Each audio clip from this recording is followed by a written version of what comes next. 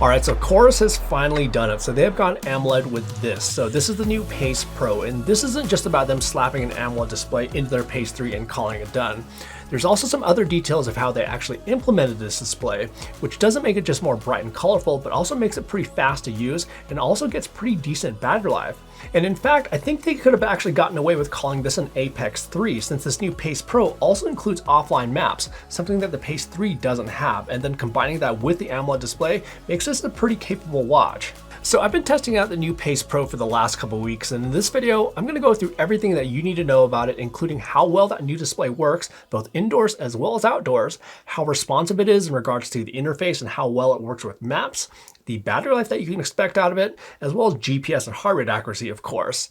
And I'll be going over both what I like about it as well as things I don't necessarily like, as there are a few things that you do need to know about. But if you do find the information in this video useful, do me a favor and just quickly hit that like button down below, as it does help this video and the channel out quite a bit, and I appreciate it. Oh, and then one more thing before we get into the rest of this video is that you may see a little bit of flickering or banding in some of the clips in this video, but that's just due to the frame rate of my camera not matching the refresh rate of the display. You don't see that with the naked eye in real life. Okay, so first off, we need to talk about price. So the Pace Pro runs $349, which is $120 more than their Pace 3, but actually the same price as their Apex 2. So I'll be making comparisons to both of these watches in this video. So when it comes to the hardware, so they went with a 46mm case versus the 41.9mm case of the Pace 3, and it's actually also bigger than the 43mm Apex 2. And it is also thicker than the Pace 3, but pretty similar in thickness to the Apex 2.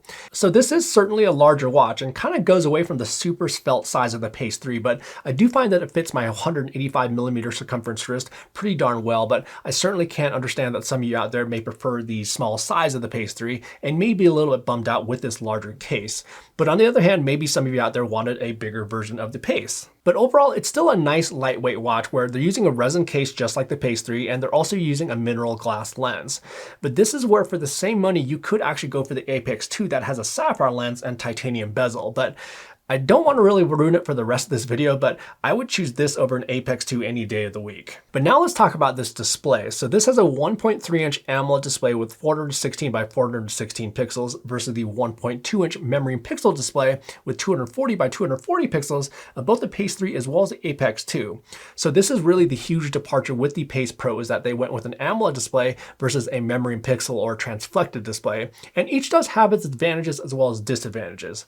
So with memory pixel displays, they look great in direct sunlight, and they're also quite power efficient, making them a great choice for people who spend a lot of time outdoors adventuring.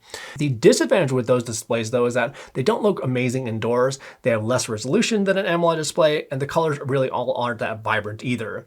Enter AMOLED displays, which are super vibrant with lots of colors, they have lots of contrast, and they have more resolution, but the disadvantage with these kinds of displays is that they consume more power. But current AMOLED display technology has been able to overcome some of these drawbacks, where these newer displays can get extremely bright, like this one in particular having a peak brightness of 1500 nits, and there's seriously no issue seeing this at all in all sorts of conditions, including direct sunlight. It also does have an ambient light sensor, so it can actually automatically adjust the brightness based on conditions, but you do have 3 base brightness levels to choose from in the display settings. Either way, readability in direct sunlight is totally a thing of the past with these kind of displays. So comparing it to a memory pixel display is pretty clear and all, but when it comes to just AMOLED displays in general, I think they did a pretty good job implementing it, where everything appears pretty rich and vibrant, like the colors really pop, and there's also a lot of contrast. And with the graphics, they're pretty darn smooth, where I can't really see any pixelation at all. And they said that it's apparently not just the display itself that has to do with these deep colors and the contrast, but also like the processor and GPU that are involved with delivering this experience. And I guess that's a good time to bring out the processor, which they say is 2 times faster than the Pace 3 in overall performance, and there's also something like 3 to 4 times the amount of RAM. So moving throughout the interface should be a lot faster and a lot smoother with the animations, and I think that's the case for the most part, and I actually really noticed this most while scrolling through some of their charts. But where the processor really comes into play and where I noticed it the most are going to be with maps, where this is quite a smooth experience with both panning as well as zooming, where you you can kind of just rip through these maps pretty quickly without much delay at all with it redrawing the map. Like I can completely zoom out to the highest zoom level, pan to a completely different location, and then zoom in as fast as I can, and it redrops the map pretty darn quick. And they say that it's supposed to be like 3 times faster than an Apex 2 or Apex 2 Pro when panning and zooming, and I kind of believe it. And one more area where they say the faster processor comes into play is going to be the Wi-Fi, where they say that it's supposed to be 4 times faster download speeds for maps versus the Apex 2 and the Apex 2 Pro. But marketing aside, with all the X times faster and double this and triple that, I do have to say that the overall experience is really good, and I think they kind of nailed it with both the display as well as the interface. And they also have taken advantage of the higher resolution display with some interface updates, like the activity and toolbox interface is kind of refreshed. And they may bring some of those new design elements into their older watches, but kind of no promises there. And the main reason for that is that the older displays simply don't have as much resolution, so they aren't as capable. And then getting around the device in terms of the buttons and the physical interface is pretty much the same as the Pace 3, where the Pace Pro has a touchscreen along with 2 physical buttons, with one of those being a rotating dial. But the dial is now stainless steel versus plastic on the Pace 3. And they also have increased the size of the back button by about 26%. Their Apex 2, on the other hand, has a 3-button interface with an additional button to kind of turn on and off the backlight. And to be honest with you, I don't really miss that extra button on the Pace Pro. And I actually also like the fact that I don't tend to accidentally press the dial button as much on the Pace Pro as I do on their Apex 2, their Apex 2 Pro, or their Vertex series, where that tends to happen a bit, at least for me, on those particular watches. But now we should talk about battery life, which definitely can be a concern going with this kind of display versus memory and pixel. And with the Pace Pro, they advertise that you can get up to 20 days of battery life just using it as a smartwatch without recording outdoor activities and not using the always-on display, and then up to 6 days of use while using the always-on display.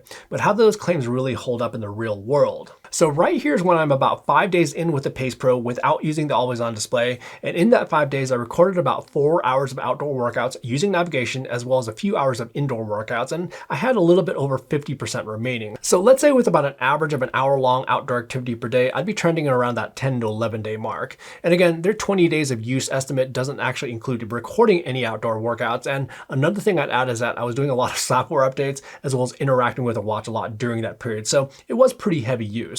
On the flip side though, what about using the always-on display mode where the display dims to a lower brightness when it's not in use versus just turning off entirely? So what I did on this test is that I not only turned on the always-on display mode, but I also cranked it up to full brightness, and I also went ahead and increased the daily heart rate sampling frequency to real time versus every 10 minutes. And then to top it all off, I also changed it from the default all system satellite mode to the dual frequency mode. So basically the worst case scenario. And I'm actually trending to get about 5 days out of it in this kind of configuration. So with turning everything on full blast, that's pretty darn good. But battery life is definitely going to depend on what kinds of settings that you enable as well as how much you interact with your watch. But I'd bank around that like 4 to 5 day mark if you're using the always on display and recording a lot of outdoor activities, and then probably like 10 to 13 days if you have it just in gesture mode. Oh, and then when it comes specifically for battery life for recording outdoor activities, so on this right here, I had it in the out of the box settings. So not using the always on display and using the all system satellite mode for GPS. And it was using about 3% per hour, translating into about 33 hours of runtime. A little bit under their estimate, but still pretty darn good. But I also wanted to test it with more max usage settings using the always on display, as well as putting it into the dual band mode. And that's where I was getting anywhere from like 22.5 hours to 25 hours of runtime. So again, a little bit under their estimate, but it's still pretty decent, and you could still totally go do like a full 24-hour long activity if you'd like. But there's one thing on the battery side of things that may come as a little bit of a bummer, but I also do understand why they did this. So they actually changed the charging port slightly, where this comes with a new charging adapter thing, where this is a small little adapter that plugs into an existing USB-C charging cable versus being an actual cable itself. So I actually like the fact that this is an adapter versus being a cable, since I already have a lot of USB-C charging cables laying around. And I think the only issue may be losing this tiny little thing, but they do actually include a keychain holster for it, so it's less likely to get lost. The part that may kind of be annoying though is that this adapter doesn't work with older watches, and older charging cables don't work with the Pace Pro either.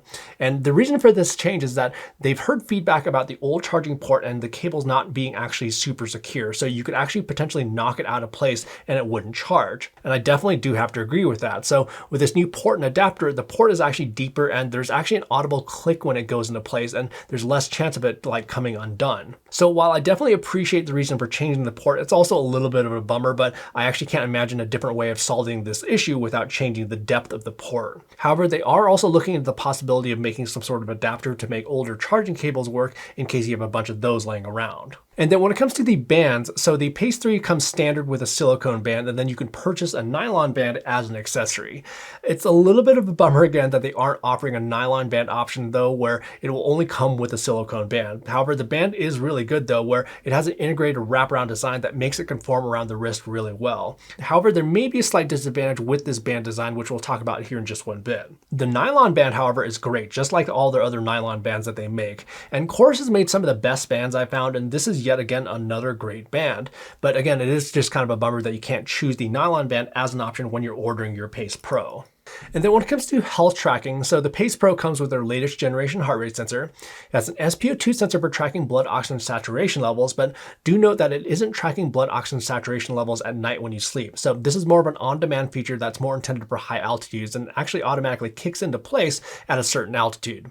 But it does track your sleep and also gives you a sleep quality score, which I do find to correlate to how I actually feel, and then it also does track your HRV or heart rate variability. One addition though over the Pace 3 is that the Pace Pro comes with ECG, just like their Apex 2, but do note that this isn't a medically certified ECG like the kind that you can get on like a Garmin or an Apple. And then for sport profiles, so it has all the same sport profiles as the Pace 3, but also adds gravel biking as well as mountain biking. And then when it comes to mapping and navigation, so this is going to be a big difference versus the Pace 3. So the Pace Pro comes with offline landscape and topo maps, just like their Apex 2. But like I was mentioning before, using these maps is pretty awesome with this new display for both the speed at which you can get around the display, but also the dial, which kind of helps you quickly zoom in and out. Now, these are map images, meaning that they'll show you images of streets, trails, and bodies of water, as well as topographic information, which does help a ton in giving context of your location, as well as your relative elevation of your surroundings. But one big difference with these maps are these aren't fully routable maps like you can get on a Garmin, which do allow you to have on-demand, on-device navigation without the need for a preloaded route. But one thing they're actually announcing right now alongside the Pace Pro is that they're actually planning on adding street names to their maps in 2025. So that's pretty darn exciting, so definitely stay tuned for an update on that. But adding maps is really where I think they could have called this an Apex 3, because the Apex series does have maps where their Pace series historically hasn't. And another reason why this is more in line with their Apex series is that the Pace Pro has 32 gigabytes of storage versus the Pace 3, which only has 4 gigabytes. And then for actual navigation, so this is where you can load in routes that are built directly in the COROS app or import routes from Strava, Komoot, or Ride with GPS, where you'll be able to get turn-by-turn prompts.